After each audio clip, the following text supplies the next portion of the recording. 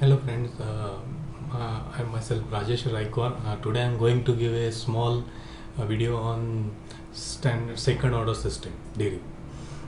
First, two assumptions we have to make here. One is zeta is less than 1, and second one is R of S is equal to 1 by S, means step input will give here in this for second order system derivation. So first step, see here, C of S upon R of S is equal to omega n square upon S square plus twice zeta omega n S plus omega n square. This is our standard second order system format. This is already we have discussed there in one lecture. Then second step will give the input R of S is equal to 1 by S. This 1 by S will put here in the equation. Then 1 by S, by putting this 1 by S here, omega n square upon S into in bracket S square plus twice zeta omega n S plus omega n square. Then we say we will solve it by the partial fraction method, because by partial fraction it will divide in different parts. Then we can take easily the Laplace inverse, so we'll apply that partial fraction here. So in this blue block I explain here the partial fraction for this step, which is C of S is equal to A1 upon S plus A2 of S plus A3 upon S square plus twice zeta omega n S plus omega n square. Now we'll solve it the by partial fraction method, like A1 into this denominator, then S into this numerator. Then we equate the numerator with the numerator omega n square. We got this equation, then equating constant, then equating the coefficient of S square, then equating the coefficient of S, and by solving it we got the A1 is equal to 1, then A2 is equal to minus 1, and last A3 is equal to minus twice zeta omega n. Now this minus twice zeta omega n, this one A3, we put here in this equation and in the numerator, and this is the important thing, like minus twice zeta omega n. So instead of writing here minus sign, we put the minus sign here. So 1 by S minus in bracket numerator S plus twice zeta omega n means AS in the numerator, this one AS plus A3, and A3 value is minus twice zeta omega n, divided by the denominator S square plus twice zeta omega n S plus omega n square. Now next step, little bit adjustment we have to do here before taking the Laplace inverse. So before converting to the standard form, we'll adjust the numerator and denominator here. So 1 by S as it is, then S plus, instead of twice zeta omega n, here we'll write zeta omega n only, then plus one more zeta omega n will write, means this is actually twice zeta omega n.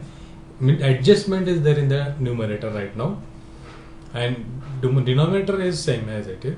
One more adjustment here in this derivation we have to make there in the denominator also, that we'll see here in this next step. Actually this derivation is full of adjustment there in the denominator, then in the numerator, and at the end the final which we want, that we'll get here. So again numerator is same as it is, because already the one adjustment we have done here in the numerator, one S plus zeta omega n divided by this first bracket, if you see it carefully, S square plus twice zeta omega n S. Now this zeta square plus omega n square, again this one new term we are introduced here, plus zeta square omega n square, and here we say minus zeta square omega n square, means this is again one more adjustment here and here. Then plus omega n square as it is. Same adjustment we have to do there in the second denominator also. Here plus zeta square omega n square and minus zeta square omega n square here. So this adjustment again in the second denominator. Then next step, we'll adjust the denominator such that we'll get the equation omega n square common, means it will become 1 minus zeta square. You can see here this red color I have shown here, this is by red color, omega n square in bracket 1 minus zeta square, and this omega n square 1 minus zeta square is omega d square, damp frequency of oscillation, omega d square. is already we have seen this equation, how we get the omega d. Omega d is equal to what? That we already seen in one lecture. Then in the second denominator also we make the same adjustment. We make the common omega n square 1 minus zeta square, then it become so omega d square. So omega n square into in bracket 1 minus zeta square is omega d square. So in the next step we'll put this value. Okay, so here we put this red color, we put the omega d square, and in the second part of this square bracket again one more adjustment, which is the denominator omega d and numerator is also here omega d we place. Now what is the use of this omega d in the denominator and an omega d in the numerator? This adjustment we'll see in the next step. Now see here, in this next step we have taken the Laplace inverse, and here the shifting theorem we have to apply when we take the Laplace inverse, because this is s plus zeta omega n bracket square plus omega d square plus zeta omega n, and according to shifting theorem e raised to power, this will come into e raised to power, and this complete s upon s d square s plus zeta omega n bracket square plus omega d square. This is actually a complete cos of omega d, and this one here omega d upon s plus zeta omega n square plus omega d square, means this is sine of, this is become sine of omega dt, and here is become cos of omega dt. Means to get here the adjustment like sine of omega dt, this denominator omega d and numerator omega t we are adjusted here. Next step, see here, Laplace inverse 1 by s Laplace 1 minus e raised to power minus zeta omega n t, shifting theorem, Laplace inverse shifting theorem, cos of omega dt plus zeta omega n upon omega d. This we keep as it is, we are not disturb here this part, can see zeta omega n upon omega d, we keep it as it is. Again shifting theorem, e raised to power minus zeta omega n t sine of omega dt. Okay, then next step. Now the adjustment major part is already over. Now just we have to simplify it, I'll say, and we have to put some values only, because the main job is of this derivation is over. In two steps the major adjustment there in the numerator, then in the denominator, then for sine of omega t one more adjustment is there. So 1 minus common e raised to power minus zeta omega n t, so common here out of this square bracket, then in the square bracket cos of omega dt plus zeta upon under root of 1 minus zeta square sine of omega dt. Now actually here we put the value of omega d. So omega n numerator and denominator omega n cancel, and it becomes under root 1 minus zeta square sine of omega dt as it is. Then next step, I'll say last step, no, not the last step, one more step is there.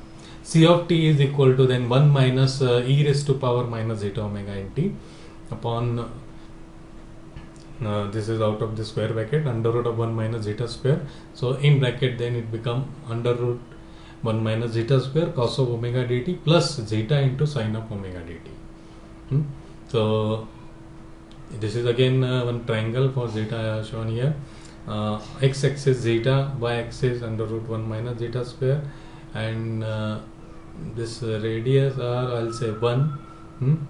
So cos of theta from this triangle, cos of theta is equal to zeta, sine of theta is equal to under root 1 minus zeta square, theta is equal to tan inverse under root 1 minus zeta square upon zeta. Now this zeta value, cos of theta is equal to zeta and sine of theta is equal to 1 minus zeta square under root 1 minus zeta square. So here we can put sine of theta, and here zeta value is cos of theta, we can put. So in the next step of the derivation, sine of theta we put here according to previous step, cos of omega dt as it is, and zeta value is cos of theta, so we put the cos of theta value here and sine of omega dt.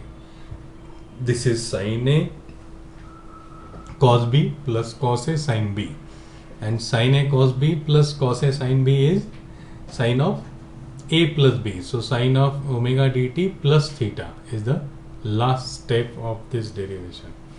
Thank you for watching this video of which is a standard second order system derivation for zeta is less than 1 condition and r of s is equal to 1 by s input.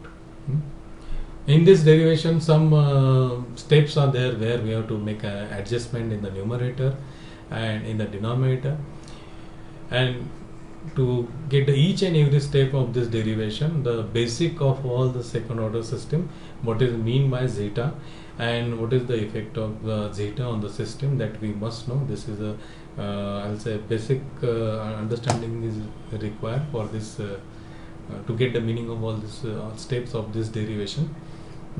So thanks for watching this video. Okay, good day.